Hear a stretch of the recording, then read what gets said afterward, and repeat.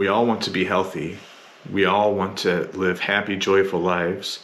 We all want to be full of love. We all want our life to have some kind of purpose. We're all searching for truth, and we're all trying to transcend, all of this nonsense that's around us constantly. So I believe that even though everyone's different and there are different approaches, that fundamentally we're all trying to get to a somewhat similar place, Now here's where it gets a little bit interesting for me. I became really curious and attracted to Mahatma Gandhi.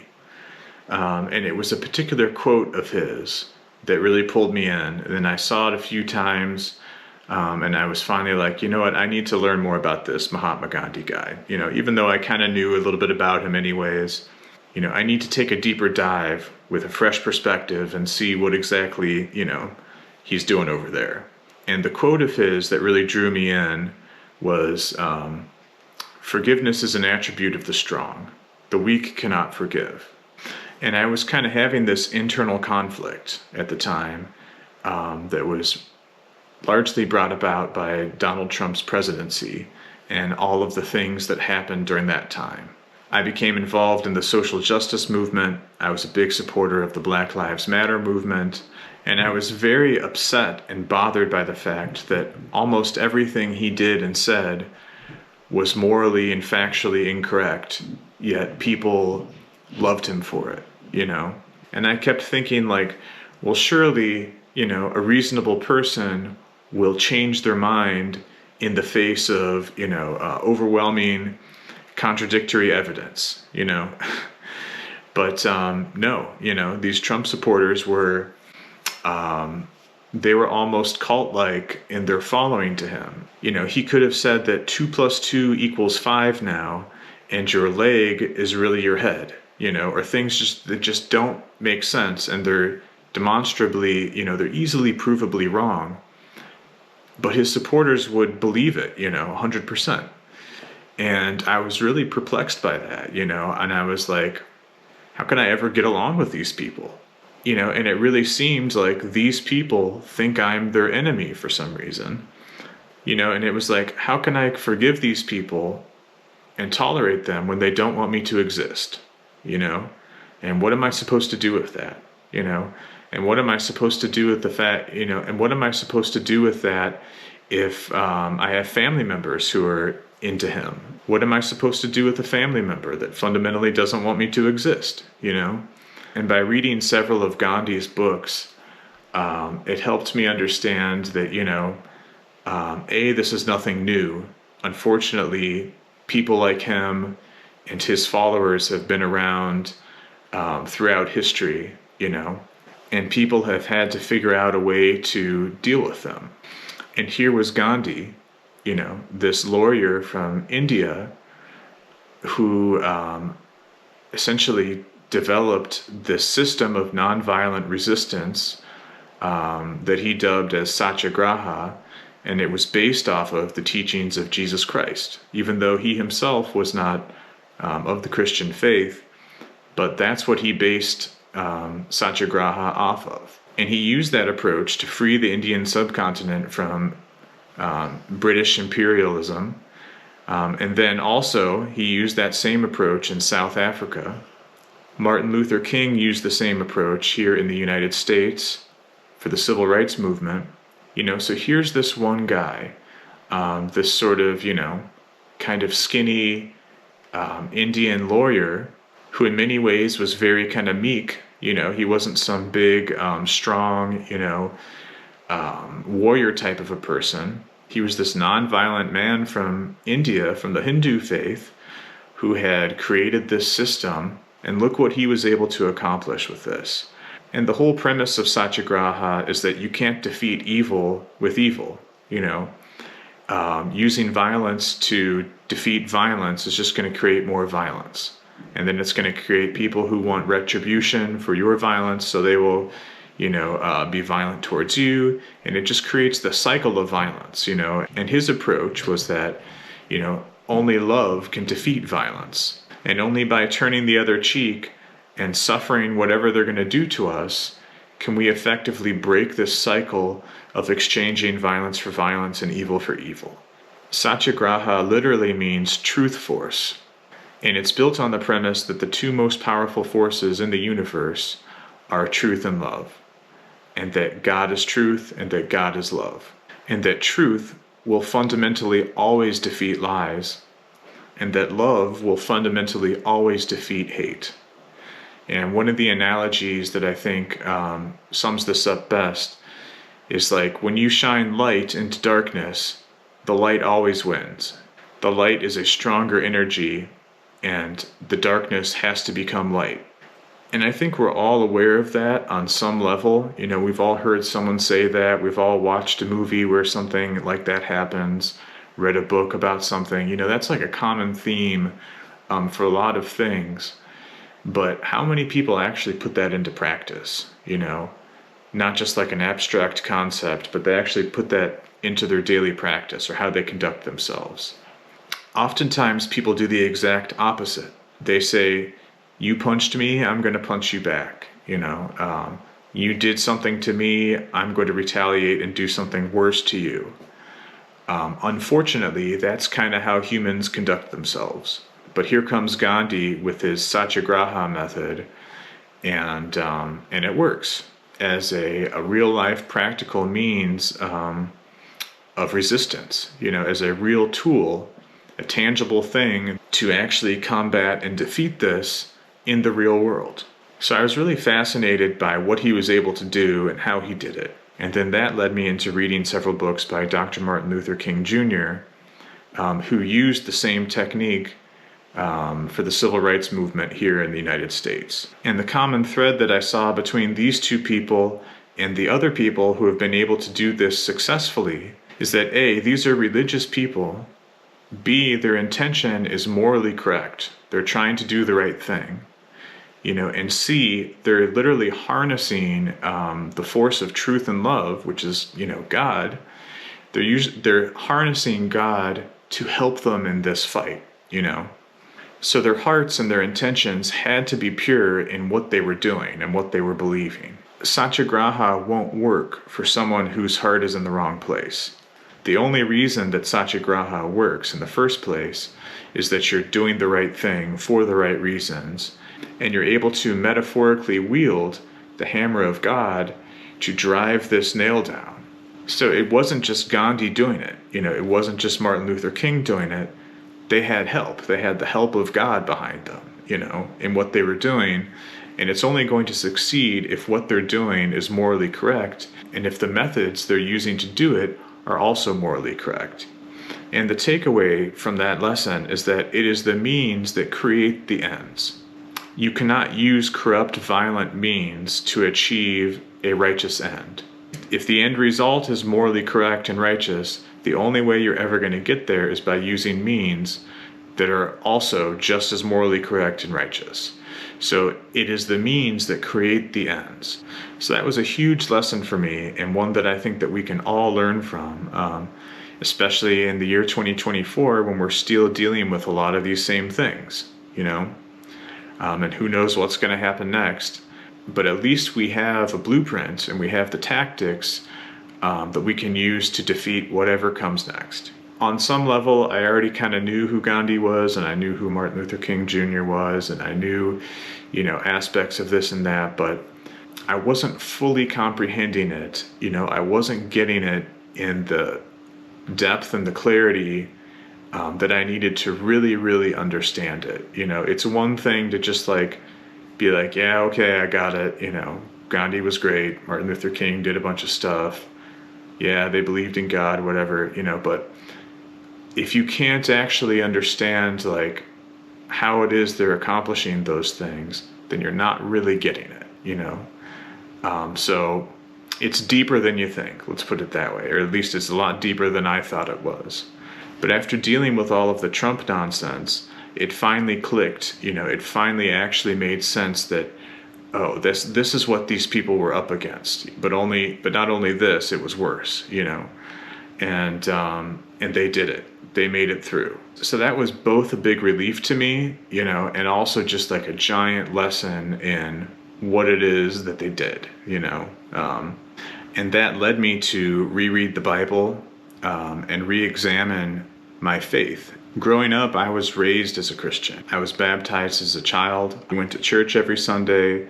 My parents sent me to this Lutheran middle school, which that's a different that's a different conversation. But I was raised as a Christian, and ultimately I left Christianity, not because I didn't believe in God or not because I disagreed with the teachings of Jesus Christ, but fundamentally because, as I saw it,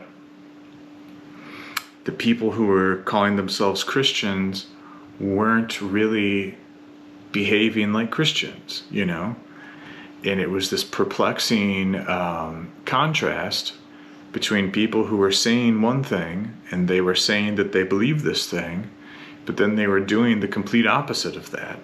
And how it seemed to me at the time, and this is probably true for a lot of people, was here's this group of people who are pretending to be something that they are fundamentally not interested in actually being or ever becoming. And I was kind of like, why would I want to be a part of that? Why would I want to be a part of falsely pretending to be something I have no intention to be, And another angle of that is like, if I believe in the teachings of Jesus Christ, why would I want to surround myself with these people who have no intention of following this? If I actually want to follow this, why should I surround myself by all of these fake people? That's not going to help me. So I left. And unfortunately, I think a lot of people probably see it that way. And a lot of people end up leaving, especially young people, because they see the hypocrisy of it. And that hypocrisy became almost too much to take with someone like Donald Trump claiming to be a Christian and claiming to promote Christian values while literally behaving like the Antichrist. If we had to reduce the teachings of Jesus Christ down to just two things, that would be to love God and to love your neighbor, to love each other. So in many ways, I kind of saw it as a moral duty, to sort of speak up and speak out and push back on some of these people, And I'm glad I did, because ultimately that led me back into a much deeper understanding of the teachings of Jesus Christ, into renewed faith in God, which is something that I really desperately needed. And oftentimes you hear someone say like, so-and-so found God, or, I found God or whatever, but it doesn't really work that way. God really finds you. And back when I was going through those terrible, terrible withdrawals is when I started praying again, because I was quite literally at the end of my rope. I started praying to help give me strength to make it through this, show me the way out of this situation, help me get my life back on track, is what I started praying about. And I believe that it was God who found me, and not the other way around. As Jesus says, seek and you will find. Knock and the door will be open for you. Ask and you shall receive. And at that point, I was really up the creek with no paddle, and I knew that I needed to become a better person, so I was very much seeking that, and I was very much seeking his help. And I believe that he heard those prayers, and that he led me on this path, and that he led me into the mindfulness, and that through the mindfulness he led me into Mahatma Gandhi, and from Gandhi he led me into Martin Luther King Jr., and that was his way of helping me by teaching me how to heal myself with mindfulness, and then teaching me how to manage these types of situations by studying Gandhi and Martin Luther King Jr., and ultimately realizing that their success was given to them from God. The only reason they were able to be successful was because their hearts were in the right place and they were using righteous means to achieve a righteous end. And these were all things that I needed to learn, because these were things that I was missing. So maybe about a year or so ago, I really started getting back into my faith as I reread the Bible a few times and started to really understand what exactly they're talking about. Because it's easy to read the Bible and just have it all go over your head or not really understand like what the significance of any of this is. But I was able to reread the New Testament, and it makes so much sense to me now. Had I not gone through all of that other stuff, had I not read Gandhi and Martin Luther King and the mindfulness, had I not gone through the situations with Trump and his supporters and all of the other crazy stuff that happened along the way. Had I not gone through all of that, it would have not made nearly as much sense. But now there's a level of clarity to it where it's like almost every situation that they're talking about has some sort of direct correlation to, something that's going on with me. So that's been a fairly profound experience and also an unexpected twist in this whole transformation thing. When I made a video about a transformation like 2 years ago, I had no intention of getting back into Christianity. That wasn't even on my radar. But the path I took, sure enough, it just looped me right back in there. And when I arrived and started going back over all of that stuff, it was just like, it was like a lightning bolt struck me. And I just kind of, all of a sudden, it just all made sense, and it started to make sense about, why I have this anxiety thing and why I have this depression thing, and why, what's driving like some of these negative emotions, and I was able to sort of take stock of all of these things.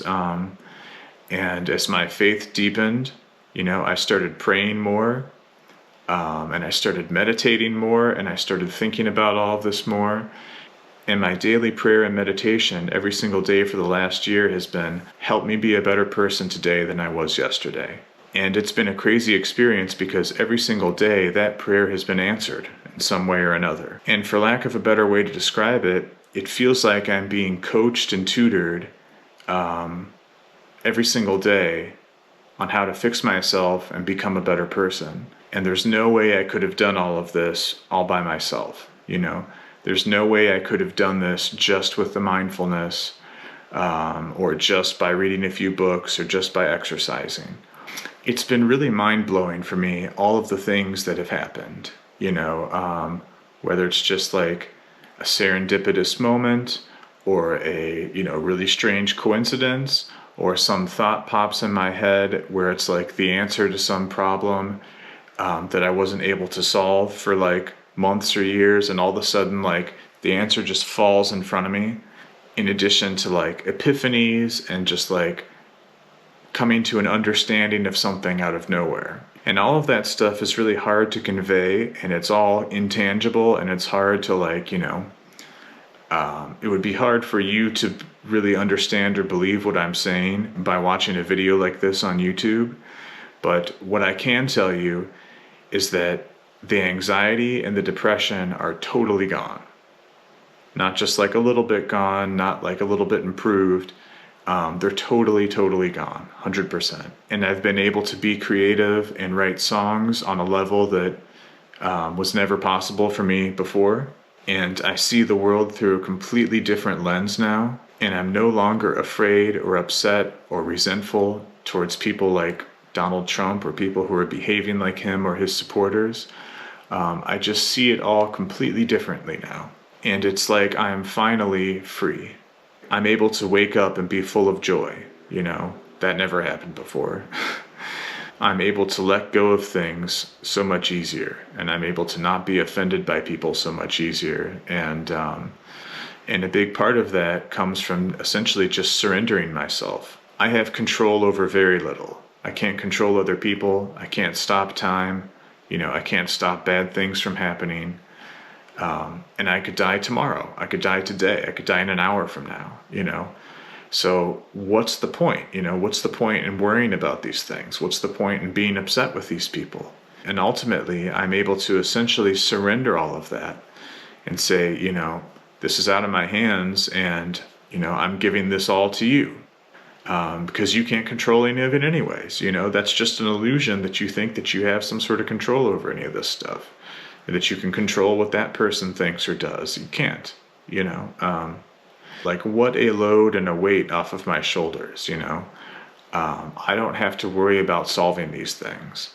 I don't have to feel like I'm under some sort of pressure to have some outcome happen a certain way, because I'm not in control. I can't, so much of my anxiety and depression was coming from this flawed perspective, thinking that I had control over things that I didn't have control over, putting all of this pressure on myself to try and be successful, to try and make a lot of money, to try and do whatever society thinks you should do, to try to get married and have a baby and own a house and, drive a nice car and all this stuff that is completely pointless and worthless, I don't have to worry about doing any of that. My life could end tomorrow, could end the next day. So I have removed all of that pressure from myself.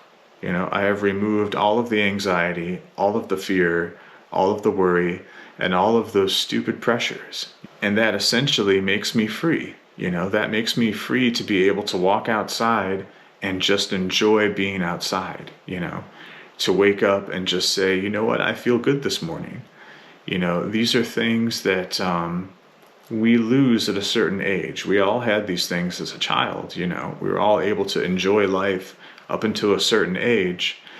And that point, all of this nonsense started taking over. All of this conditioning to conform to, to get the good grades and then to get the good job and then to do all of this stuff that doesn't even matter, So by letting go of all of that, I have been able to actually, for once in my life, find some freedom, and find some joy and peace in the things that I was desperately in need of, But it doesn't just end there. It gets way better, because now that my mind is not cluttered with all of this garbage, now that I'm not spending my time worrying about something or being annoyed with someone for something they did or whatever, like now that my mind is actually clear of this stuff, I can actually focus on playing music, So I've been able to get about twice as good on the guitar as I was maybe about a year or two ago. I've been able to write more and better songs than I was ever able to before. It's like all of these mental blocks that I had that were just crushing me, they're gone, And now it's just like life is easy again. There's no pressure. There's no stress anymore. And it's one thing for me to just say that, because it's easy for someone to just say that, but man, do you have any idea how much better life is like that? Like, it is such a huge difference between how I felt 1 year ago and how I feel today. Like, how many people out there are taking drugs just to feel good for a few minutes, And the only reason they're doing that is because they feel so lousy all the time. I was one of those people. Like, when you're feeling like you're at the bottom of a pit, it's a nice escape to go out and get drunk or to get high or to take anti-anxiety medication. And the only reason people are doing that is they want to feel good, They feel bad almost all the time, and they don't like the way that their life is, and this is an escape from that, and they're able to feel good for, a few minutes, a few hours, or whatever, of a day, of a week. And, how good would that be if you could just feel that way, if you could feel better than that all the time? And that's kind of like what I've stumbled into over here on this transformation thing of mine, I never intended that it would wind up over here, In many ways, this is way better than anything I could have imagined, because I was kind of thinking like, well, maybe I'll get in shape, I'll read some books, and like make a guitar course and like make some money or something. Like, it did not even occur to me that I might be able to eliminate all of my fears, anxieties, depression, and remove all of the stress and pressure from my life. Like, I didn't think that was possible. It's like, how much money would someone pay to not feel that way? They would give almost everything they had to not feel that way. But the good news is that it's free. It's free for anyone who wants it, I used to think that it was me calling all my shots, and that happiness was just some end result. What an illusion is that cruel disconnected from all consciousness and wheels. Yes, I had it backwards. Took me 39 years